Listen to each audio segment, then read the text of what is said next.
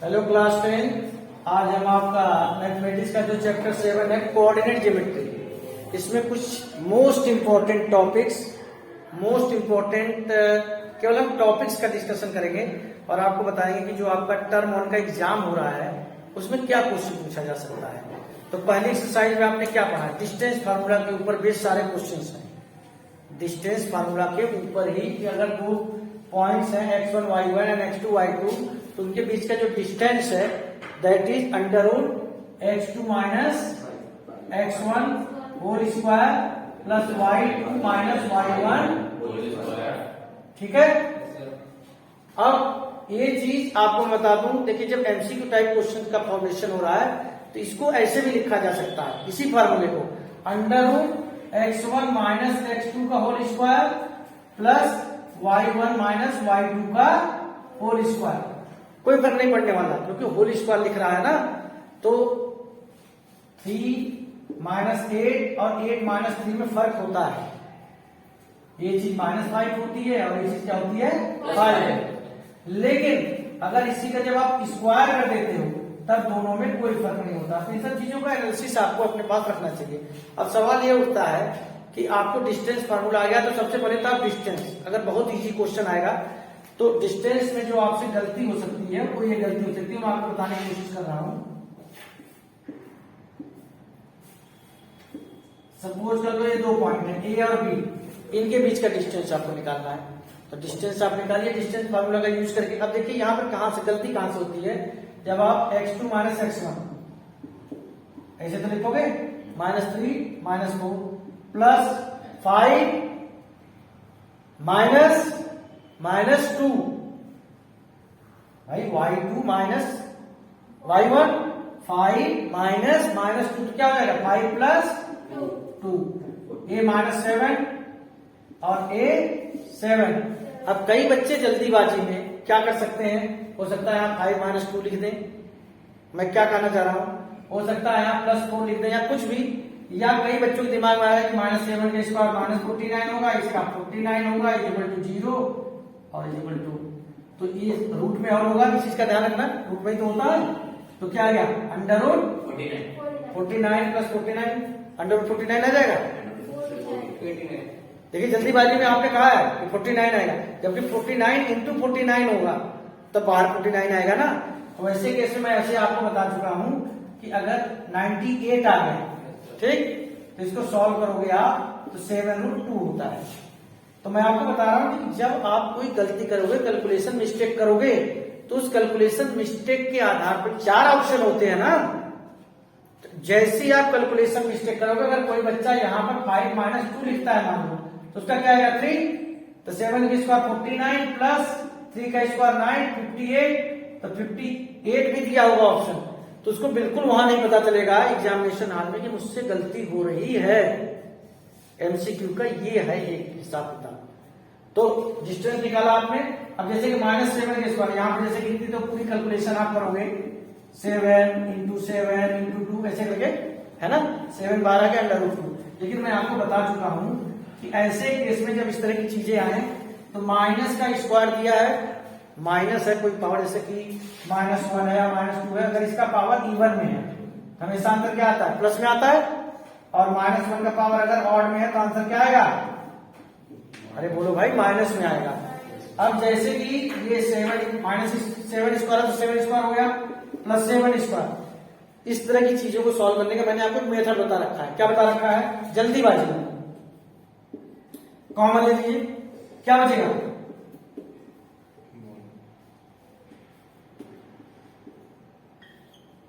Seven square में 7 into 7 बाहर आया, रूट 2 3 बार होता तो 7 स्क्वायर 3, 7√3। आप बड़ी कैलकुलेशन से बच सकते हैं, खासकर ऐसे केस में। आपको थोड़ा सा इस बात का ध्यान रखना चाहिए कि ट्रिग्नोमेट्रिक रेशियो, जैसे मैं आपको बताऊं ट्रिग्नोमेट्रिक रेशियो जो साइन थीटा कॉस थीटा के बीच जो 8.4 सॉल्व करने के लिए जो आप यूज करते हो ना, तो कभी पर डिस्टेंस फॉर्मूला निकालने में उन चीजों का यूज हो जाता है। अब मान लो आप डिस्टेंस निकाल रहे हो और डिस्टेंस निकालते निकालते आपका कहीं पर आंसर आ गया, डिस्टेंस फॉर्मूला जब आपने लगाया और रूट के अंदर आ गया आपका आंसर, क्या आया बता रहा हूं आपको मैं। अब मान लो आपका कहीं पर आ गया ये चीज आ गई, ओके, मतलब आपने जो पॉइंट्स दिए हुए थे उसमें आपने डिस्टेंस फार्मूले का यूज किया और डिस्टेंस फार्मूले का यूज करने के बाद फाइनल आंसर आपका यहां आके अटक गया, under ten square theta minus ten square theta. तो अगर आपको ट्रिग्नोमेट्रिक आइडेंटिटीज के बारे में जानकारी नहीं होगी तो आप क्या करोगे? अभी ये ऑप्शन तो वहां दिया नहीं होगा, आप बता सकते हो ये किसके इक्वल है? 1 के इक्वल है। तो आपको ये ध्यान रखना पड़ेगा कि है तो 7th चैप्टर का क्वेश्चन बस, बट इसमें at the same time 8 chapter के भी चीजों को यूज किया जा रहा है, इसलिए एमसीक्यू क्वेश्चंस में हमेशा एक दूसरे से इंटरलिंक्ड रहते हैं, दिक्कतें आती हैं, तो इन सब चीजों का ध्यान रखेंगे तो कोई दिक्कत वाली बात नहीं होगी। अब देखिए सवाल, which of the following points are collinear, ऐसा करके आ गया। मैं आपको हमेशा बताता हूं कि एमसीक्यू टाइप का जब आप क्वेश्चन करें तो उसमें इस चीज का ध्यान रखें कि पहले वो क्वेश्चन करें जिसमें टाइम कम कंज्यूम हो रहा है। अब मान लो आपको कोई एक क्वेश्चन दे दिया गया, कोई एक क्वेश्चन है which of the following points are collinear, तो 4 ऑप्शन दिए होंगे ना, तो कोलिनियरिटी के लिए तो मैंने आपको एक ही चीज बताई है, लेकिन चलिए एमसीक्यू टाइप है तो दूसरी चीज भी बताई जा सकती है। भाई कोलिनियरिटी आप कैसे चेक करते हो? कोई 3 पॉइंट दिए होते हैं तो क्या करते हो आप? 3 डिस्टेंस निकालते हो। कोई 3 पॉइंट दिए हैं ए बी सी, एक बार बताओ कैसे देखो, 3 के अलावा चौथा डिस्टेंस भी पॉसिबल है क्या? नहीं है। तो कोलिनियरिटी कैसे चेक करते हो? सबसे बड़े वाले पॉइंट को अलग रख देते हो, सबसे बड़ी लेंथ को आप अलग रखते हो ना। कोलिनियरिटी मतलब क्या होता है? एक स्ट्रेट लाइन में होना, सीधी लाइन में होने को कोलिनियर तो कहा जाता है, कोलिनियर है। तो सबसे बड़े वाले को अलग कर लिया, बाकी बच्चे 2 छोटे छोटे, उन दोनों को ऐड करके बड़े के बराबर आ गया, तो कोलिनियर है। अगर आई कोलिनियर नहीं है। लेकिन आपका 7.3 में फार्मूला भी है कि ये पॉइंट्स अगर x1 y1 है, क्या है? x1 y1, x2 y2 और x3 y3। तो एरिया ट्रायंगल का फार्मूला क्या होता है? तो मैं आपको बहुत इजी तरीके से बता रहा हूं, x1 x2 x3, 1 के बाद क्या आता है? 2 3, 2 के बाद क्या आता है? 3 1, ठीक है, और 3 के बाद क्या आता है? 1 2, देखो कैसे लिख लो, 1 2 3 1 2 3, 1 के बाद क्या आता है? 2 3, मैंने x1 लिखा, x2 लिखा और क्या लिखा? x3। तो 1 के बाद क्या आता है? 2 3, 2 के बाद क्या आता है? और 3 के बाद क्या आता है? 1 2। ये चीज अगर 0 आ जा, एक्चुअली हम क्या मानते हैं कि ये तीनों पॉइंट्स मान लो किसी ट्रायंगल के वर्टिसेस हैं, तो ट्रायंगल के वर्टिसेस होंगे तो इनका कुछ एरिया आना चाहिए, और एरिया 0 आ रहा है तो इसका मतलब क्या है? एक एक स्ट्रेट लाइन पढ़ते हैं। ये आपके 7.3 में है जो डिलीटेड है। खैर, अगर कोलिनियरिटी का सवाल आता है तो इस तरीके से आप डिस्टेंस फार्मूले से भी कर सकते हो, इस तरीके से कर सकते हो। और भी कई चीजें हैं, जैसे कि आपसे पूछा जाता है कि एक्स एक्सिस पर कोई एक पॉइंट है, एक्स एक्सिस पर कोई पॉइंट किस फॉर्म में होगा? एक्स एक्सिस पर कोई भी पॉइंट जो पाया जाएगा वो किस फॉर्म? अच्छा चलिए मैं आपसे एक चीज पूछ रहा हूं, विच of the points does not lie on x axis? Which of the following points does not lie on the x axis? बताइएगा।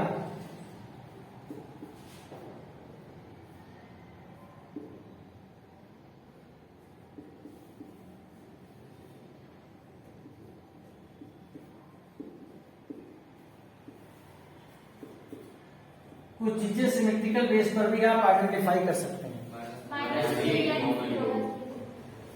एक्स एक्सिस पर जब कोई चीज पाई जाती है तो उसका क्या चीज 0 होती है? अच्छा, जो हम पॉइंट लिखते हैं, जैसे कि हमने लिखा 6, -5, तो क्लास 9 में आपको सिखाया था 6 को क्या बोलते हैं? Abscissa, abscissa, and -5 ordinate. मैं एक छोटा सा क्वेश्चन पूछ रहा हूं, देखिए एमसीक्यू की बातचीत चल रही है। What is the difference between abscissa and ordinate of the point 6, -5? My question is what is difference between abscissa and ordinate of the point 6, -5? 6, -5 के एब्सिसा और ऑर्डिनेट में कितने का डिफरेंस है?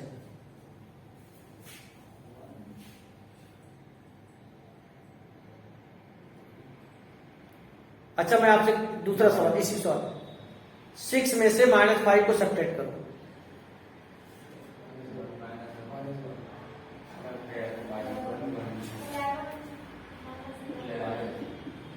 अगर मैं कहूं 6 में से 5 को सब्ट्रैक्ट करो तो 1 आ जाएगा, और 6 में से -5 को सब्ट्रैक्ट नहीं किया जा रहा है। लिखिए क्वेश्चन को भी आप लोग, ऐसी चीजें पूछी जा सकती हैं, ऐसी चीजें आपकी पूछी जा सकती हैं। हो सकता है आपसे ये भी पूछ लिया जाए कि इसका जो है किस क्वाड्रेंट का, तो याद है ना कि first quadrant, second quadrant, third quadrant, first और थर्ड, फर्स्ट में प्लस प्लस होता है, थर्ड में माइनस माइनस। हल्का तो मैं आपको रिमाइंड करा दूं, और यहां पर होता है माइनस प्लस और यहां पर प्लस माइनस, ये चीजें होती है कि नहीं, एक्स एक्स यानी डिस्टेंस। और डिस्टेंस फार्मूला से आप, एप्लीकेशन आपको मैं बता चुका हूं, डिस्टेंस फार्मूला आपको निकालने आता है। तो अगर आपको वर्टिसेस दे दिया कि which type of triangle is the following, तो आपको मैंने 4 टाइप के ट्राइंगल के बारे में बताया है। पहला स्केलिंग, एक भी साइड इक्वल नहीं है, निकालोगे तो 3, 2 साइड इक्वल है तो, तीनों इक्वल है तो, चौथा कौन सा होता है, right angle triangle. Square of the longest side is equal to sum of square of 2 remaining. मान लो साइड्स आपकी आ गई हैं इस तरीके से, ध्यान से देखिए इधर सबसे बड़ी साइड। अब इसको आप स्केलिंग भी कर सकते हैं, लेकिन मान लो स्केलिंग का ऑप्शन नहीं किया है। Isosceles, right angle, equilateral, isosceles, right angle ऐसे दिया है। तो अब आप स्केलिंग तो आपको दिखाई नहीं दे रहा, तो फिर क्या करोगे, एक ये भी तो ऑप्शन है, 30 का स्क्वायर कर लोगे 169 और 5 स्क्वायर प्लस 12 स्क्वायर, ये भी 169। तो आपका ये क्या हो जाएगा, राइट एंगल ट्रायंगल। अच्छा आप ये बता सकते हैं इस चीज में किस थ्योरम का यूज होता है, ये चैप्टर 6 में मैं एंट्री कर गया। अच्छा क्या बात है, पाइथागोरस थ्योरम क्या होती है और कन्वर्स ऑफ पाइथागोरस थ्योरम क्या होती है, ये बताओ पहले, है कोई फर्क? इन्हें right angle triangle, Pythagoras theorem right angle दिया होता है, the square of the longest side is equal to sum of square of 2 other side remaining side. Converse होता है कि the square of the longest side is equal to sum of square of 2 remaining side, then it is a right angle triangle. पहले तो जो ये चीजें हैं, अब मैं एक ही चैप्टर में कई चीजों को मिक्स कर रहा हूं कि एक दूसरे से मिलती। मैंने कितनी बार कहा कि थ्योरम 2 ही चीजें हैं, केवल 2 थ्योरम ऐसी हैं जिसमें थ्योरम और उसका कन्वर्स एग्जिस्ट करता है। एक तो बीपीटी है जिसको थर्ड थ्योरम कहते हैं, और एक आपकी पाइथागोरस थ्योरम है। और जो आपकी दूसरी थ्योरम है उसमें कन्वर्स वगैरह एग्जिस्ट नहीं करता है। क्लियर है? और ये तो हो गई आपकी टाइप्स ऑफ ट्रायंगल की बात। क्वाड्रिलेटरल, स्पेशल क्वाड्रिलेटरल की भी बात हुई है। स्पेशल क्वाड्रिलेटरल में किसका किसका नाम आता है, सबसे पहले किसका नाम आता है, स्पेशल क्वाड्रिलेटरल। स्पेशल क्वाड्रिलेटरल में पहले बताइए डिस्टेंस कितने निकालते हैं, 4 पॉइंट जब दिए होंगे तो कितने डिस्टेंस निकालने पड़ेंगे। आपका चैप्टर 7 का रिवीजन हो रहा है 7.1 का, जल्दी से बोलिए। कोई भी क्वाड्रिलेटरल है तो उसके तो 4 तो साइड होते हैं और 2 डायगोनल होते हैं। तो अगर अपोजिट साइड्स इक्वल हैं, क्या है, अपोजिट साइड्स, ये कोई क्वाड्रिलेटरल है एबीसीडी, जाहिर सी बात है आपको वर्टिसेस तो दी होंगी ना, तो डिस्टेंस फार्मूला से आप 6 डिस्टेंस निकालेंगे। मेरी अभी आपसे बात हुई, लेकिन प्रॉपर तरीके से। मैंने ये यहाँ लिखा है, जरूरी नहीं कि आप यहाँ ये लिखें, यहाँ भी लिख सकते हैं, कोई दिक्कत वाली बात नहीं। लेकिन जो कुछ भी लिखें एंटी क्लॉकवाइज या क्लॉकवाइज कंटिन्यूअसली लिखें, ऐसे ना लिखें ABCD, ऐसे नहीं होता, एक तरफ से। खैर पहले आप अपोजिट साइड का डिस्टेंस निकालेंगे, मतलब आमने सामने का। तो अगर BC निकालेंगे तो BC के बाद क्या निकालेंगे, AB निकालेंगे तो AB के बाद क्या निकालेंगे, बेटा सबसे पहली मिनिमम कंडीशन तो ये होनी चाहिए स्पेशल कोऑर्डिनेटर के लिए, कम से कम अपोजिट साइड का इक्वल होना मस्ट है। अगर यही चीज नहीं इक्वल हो रही है फिर आगे किसी भी डिस्टेंस को निकालने की जरूरत नहीं है। लेकिन अगर इक्वल नहीं हो रही है तो अपनी कैलकुलेशन जरा चेक कर लेना, अपनी कैलकुलेशन एक बार चेक कर लेना, हो सकता है आपसे भी कोई गलती हो रही हो। मैं आपसे सिर्फ ये कहना चाहता हूं कि अपोजिट साइड का इक्वल होना मस्ट है, तभी कोई स्पेशल टाइप ऑफ कोऑर्डिनेटर बनता है। केवल 4 टाइप के स्पेशल टाइप ऑफ कोऑर्डिनेटर आपको आपके सिलेबस में दिए हुए हैं। पहले तो यह है कि अगर अपोजिट साइड ही इक्वल नहीं हो सकता, कई केसेस में होता है कि नहीं इक्वल होती है, तो no special type of coordinator, बात खत्म। लेकिन मान लो अपोजिट साइड इक्वल हो गई, तब क्या डिक्लेयर करोगे? अभी आप डिक्लेयर करने की स्थिति में नहीं हो।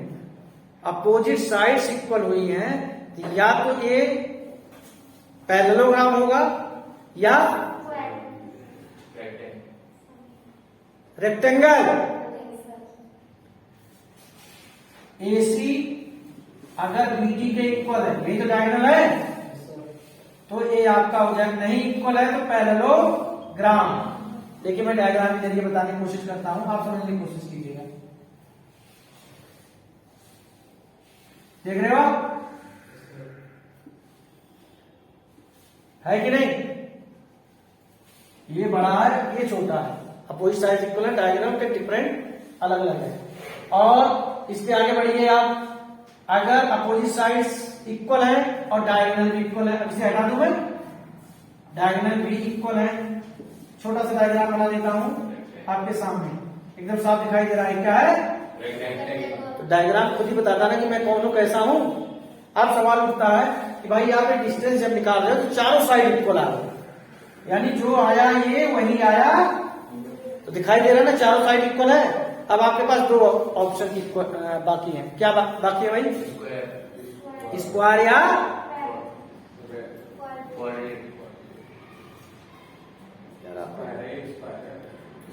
स्क्वायर या रोम्बस। चारों साइड इक्वल हैं तो स्क्वायर या रोम्बस। आप जो चीज रटने की कोशिश करते हो, डायग्राम खुद ही बयां करता है उस बात को। मैंने आपके सामने डायग्राम बना दिया है, कोई एक छोटा बच्चा भी बड़े इजीली आइडेंटिफाई कर लेगा कि हाँ भाई चारों साइड चलो इक्वल है, लेकिन ये वाला डायग्राम बहुत बड़ा इन कंपेरिजन टू दिस, यानी चारों साइड इक्वल हैं। तो मैंने कहा था कि 2 चीजें क्रिएट हो सकती हैं, या तो रोम्बस होगा या फिर, अब आपको बताने की जरूरत नहीं कि रोम्बस किस केस में होगा, जब डायगोनल अनइक्वल होंगे, और स्क्वायर किस केस में होगा, जब डायगोनल इक्वल होंगे। यानी कि जो आपकी पहली एक्सरसाइज है कोऑर्डिनेट ज्योमेट्री की, जो एक सिंगल फार्मूले के इर्द गिर्द घूमती है, एक सिंगल ही तो फार्मूला है, डिस्टेंस फार्मूला, उसमें क्या क्या आपको सिखाया जाता है? उसमें आपको ये सिखाया जाता है कि डिस्टेंस कैसे निकाला जाता है, कोई दिए हुए पॉइंट्स कोलिनियर है कि नहीं, ये चीज कैसे बताई जाती है, स्पेशल टाइप का ट्राइंगल कैसे आइडेंटिफाई किया जाता है, स्पेशल टाइप ऑफ कोऑर्डिनेटर कैसे निकाला जाता है, और एक्स एक्सिस या वाई एक्सिस पर, जैसे any point on x axis, x, 0 बताता हूं ना, x, 0, तो x, 0 जब बताता हूं तो ये 0 जो है कोऑर्डिनेट है, x क्या है, एब्सिसा। अब any point on y axis क्या होगा,